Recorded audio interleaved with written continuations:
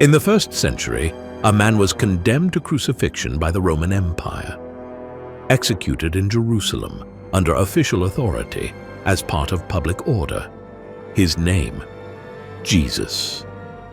Crucifixion served a clear historical function. It brought trajectories to an end, dissolved movements, and marked the conclusion of a name. Within that logic, the expected outcome was oblivion. Yet, only a few years later, that man's name began to surface. It appeared in funerary inscriptions. It appeared in administrative records. It appeared in foreign rituals. It appeared in graffiti scattered across Rome. These records emerged while the events were still recent. They were produced in different places by people with no connection to one another, many of them external to his message. What took shape was a historical trail. Dispersed documentary marks originating from different motives. When assembled, these fragments present a fact that is difficult to ignore. A man destined for erasure came to be repeatedly mentioned in the records of his own time. It is from this gap between institutional closure and documentary persistence that the passage through the Valley of Redemption begins. Jerusalem was not a place where failed names were meant to survive. The city preserved the memory of kings, priests, and conquerors, but it quickly swallowed those who ended on a cross.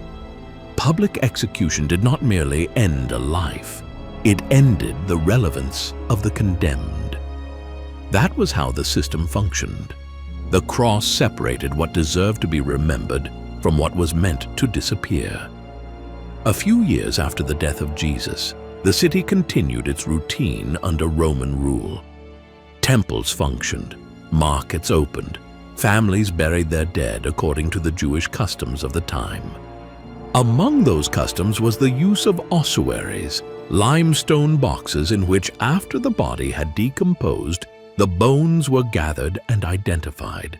They were practical objects made for private use, not for public display or religious messaging. It was within this context that one such ossuary began to draw attention. The inscription was simple, direct, functional. It carried no praise, titles, or declarations of faith. Only a name, followed by family relations, like many others found on the hills around Jerusalem. But something unusual appeared there. The name of the deceased was accompanied by the identification of his father and, more rarely, of his brother. James, son of Joseph, brother of Jesus. In Jerusalem, this type of reference was not common. Ossuaries existed for minimal identification. When a brother was mentioned, there was a practical reason behind the choice. The reference needed to work. It needed to distinguish. It needed to be recognized by those who dealt daily with repeated names and large families. This reveals something essential about that moment.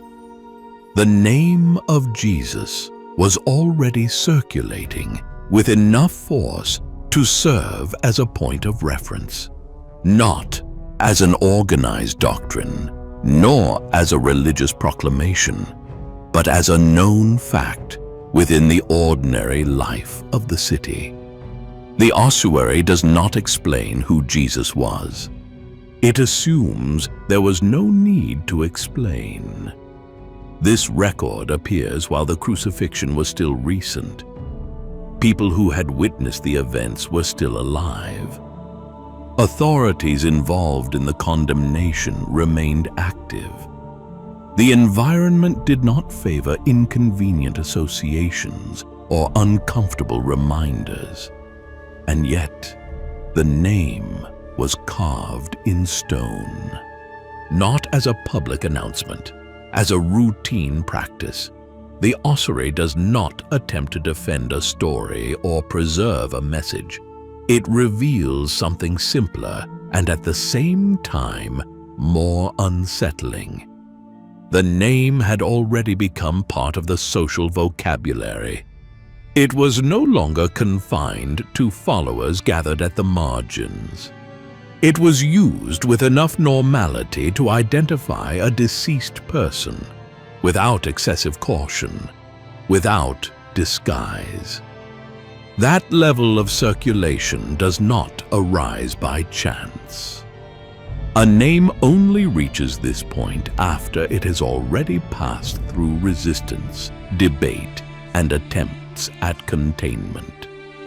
To function as a family reference, it needed to be known also by those who did not share the same faith, but who lived with the consequences of that event. In this sense, the stone does not preserve memory. It reflects circulation. It shows that the name had already moved beyond the initial stage of conflict and entered a broader phase of recognition, even if uncomfortable. This imposes a clear limit on invention. In an environment where so many knew the facts, an artificial name would not survive. The record presupposes coherence with the reality lived by those who produced it and by those who would read it. The cross was meant to bring everything to an end. Public execution was designed for that purpose, yet only a few years later, the name was already circulating sufficiently to be used without further explanation. Jerusalem, which should have been the first place to forget him, became the first place to record him. Before communities spread, before texts were gathered, before any religious structure was consolidated, the name had already crossed the most difficult barrier, the immediate silence after condemnation. When a name endures where it should have disappeared, it does not remain contained for long. And Jerusalem was only the beginning. When the name left Jerusalem, it did not first enter organized temples or formal religious discourse. It crossed borders by quieter paths, woven into the ordinary life of the Roman world, circulating among peoples who shared neither Jewish tradition nor the emerging faith of Jesus' followers. The empire was vast, connected by trade routes, armies, ports, and cosmopolitan cities. Ideas traveled alongside goods, rumors, and fears. In such an environment, names carried weight when they produced effect. And the name of Jesus began to appear in contexts where Christian faith was not the center of the conversation. In Roman Egypt, magical practices and exorcistic rituals were part of everyday spiritual life. Pagan magicians recorded formulas, invocations, and names considered effective against illness, spirits, and invisible forces. These records had no commitment to theology or devotion. They were practical manuals aimed at immediate results. It is within this body of texts that the name of Jesus appears, not as an object of Christian worship, not as a religious message. It appears as a name recognized for its effect. Amid invocations of Egyptian, Greek, and Eastern deities, the name is inserted into formulas used to expel spirits. For those who wrote these texts, the origin of the name mattered little. The criterion was simple: did it work or did it not? This detail is decisive. The use of the name does not come from followers attempting to expand a faith.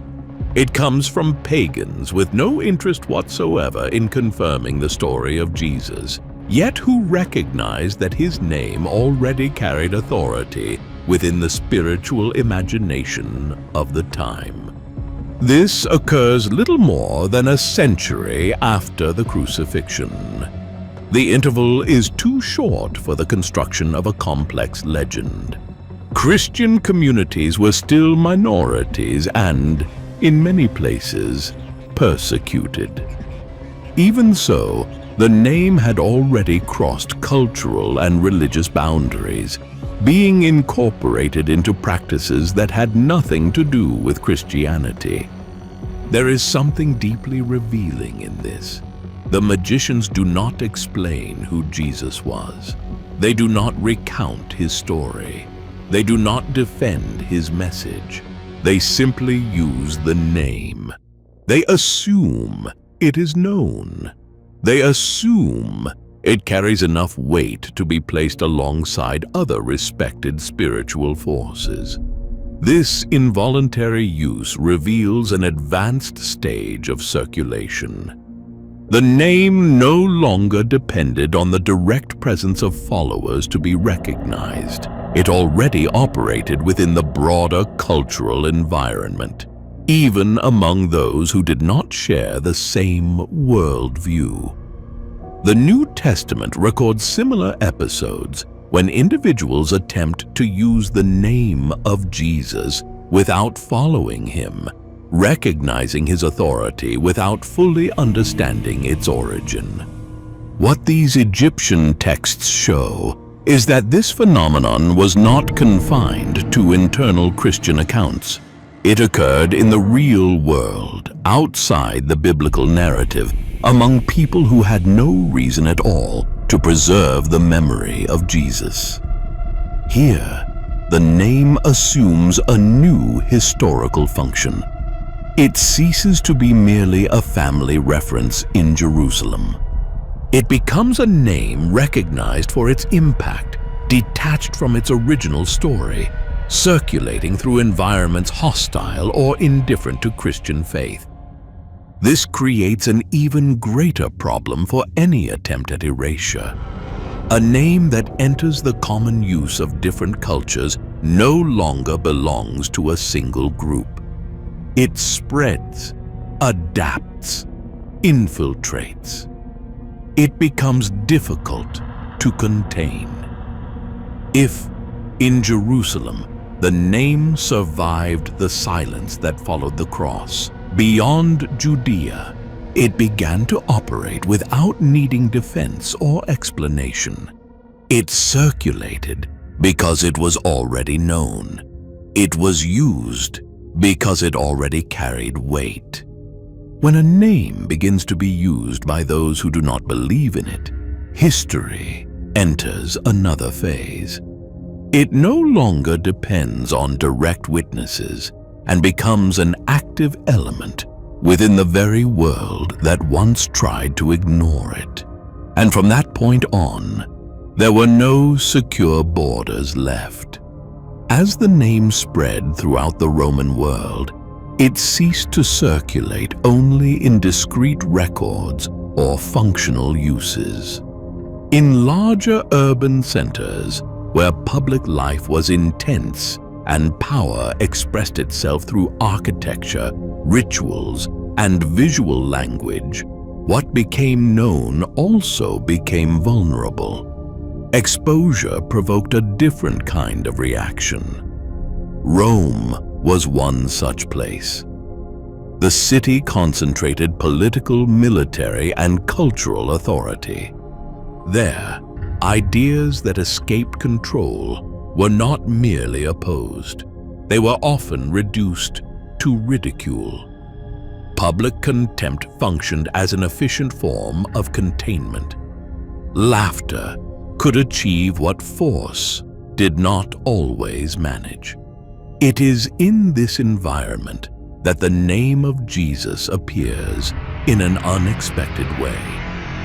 On an ordinary wall, inside a space connected to the training of young men linked to the imperial administration, someone left a simple drawing, almost childish, made without aesthetic concern. The scene depicted a crucified man. The body was human. The head, grotesque, resembled that of an animal. Before him, another figure raised an arm in a gesture of reverence. Beside it, a short phrase identified the scene and its target. Alexamenos worships his god. The graffiti explains nothing. It does not debate doctrine. It does not attempt persuasion. Its purpose is immediate and clear: to expose, to ridicule. The image brings together two elements that, to the Roman mindset, represented absolute contempt: crucifixion, associated with extreme shame, and the idea of divinity attributed to someone who had died in that manner. Mockery only works when the context is shared. Whoever drew that scene expected to be understood, expected others to recognize the meaning of the cross, the implicit name behind the image, and the group now being associated with it. The graffiti presupposes familiarity. It presupposes prior circulation of that belief within the urban space. This detail changes the weight of the record. Christian faith was no longer a distant rumor. It had already reached enough visibility to provoke public reaction. The name of Jesus was already linked in the Roman imagination to the idea of worship, even if seen as absurd or offensive. This does not arise spontaneously. It is the result of sustained contact, persistent presence, and uncomfortable repetition.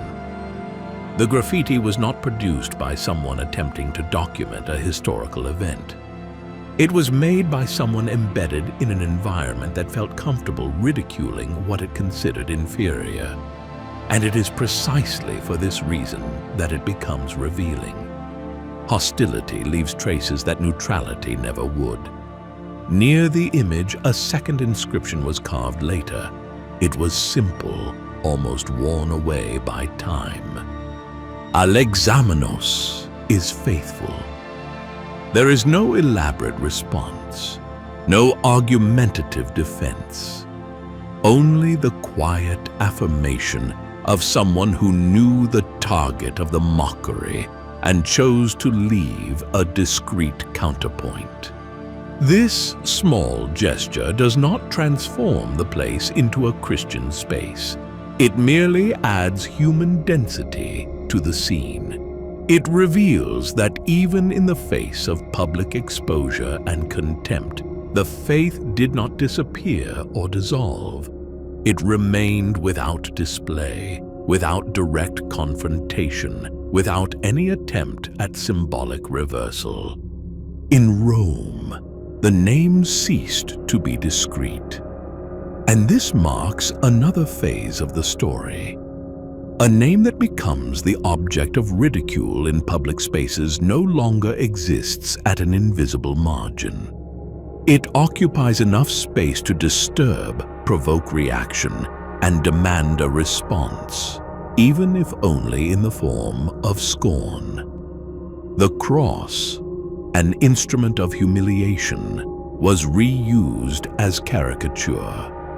But the caricature, in this case, did not close the matter. It merely confirmed that the name had reached a level of presence impossible to ignore.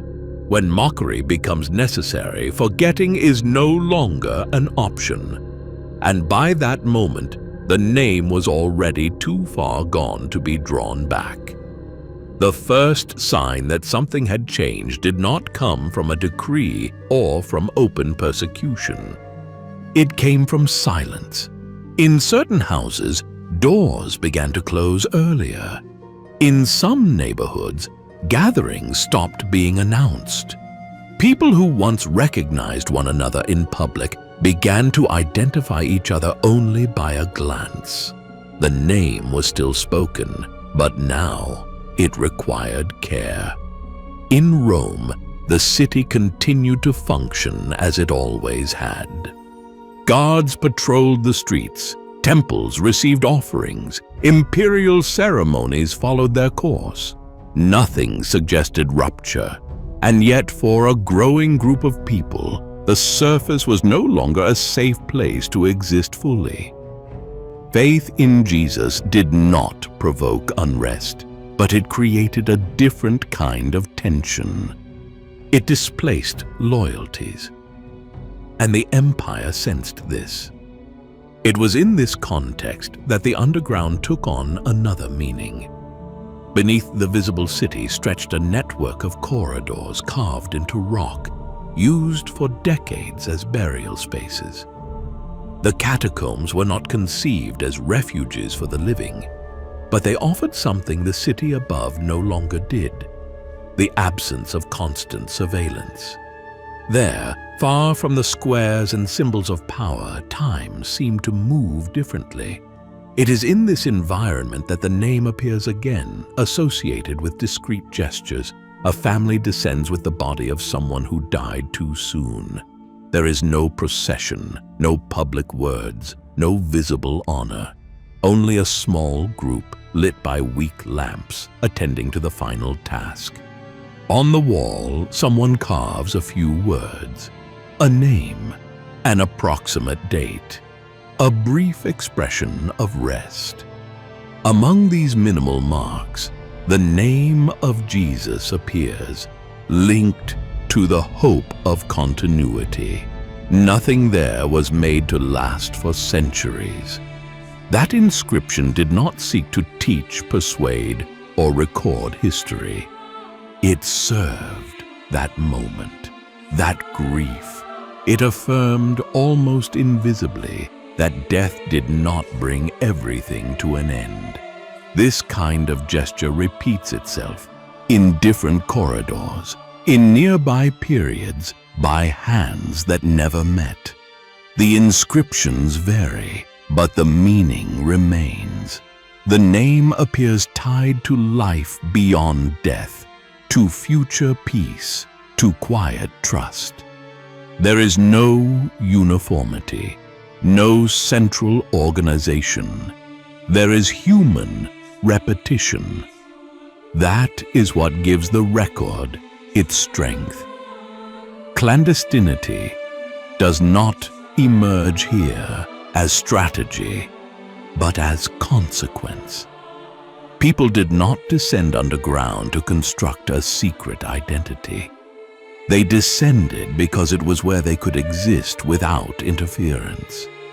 The name did not hide out of weakness, but because it had become too recognizable to circulate without caution. In the catacombs, faith takes on another form. It does not need to assert itself against anyone. It does not compete for space. It does not answer mockery. It sustains. It connects. It gives meaning to real losses.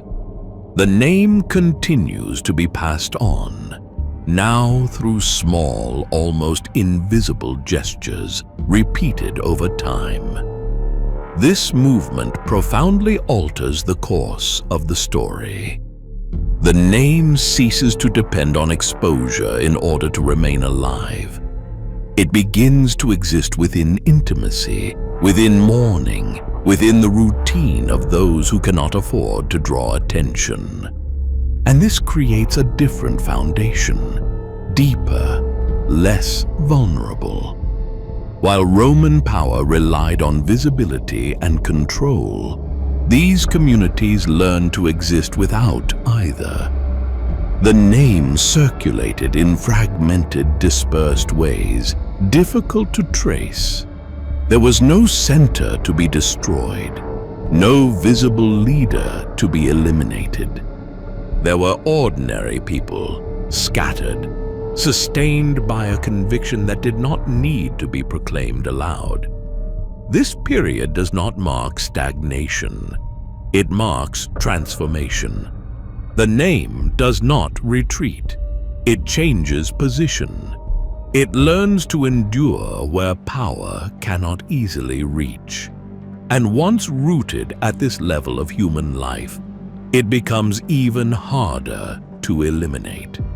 Because a name that passes through death, silence, and fear no longer depends on favorable circumstances in order to continue existing.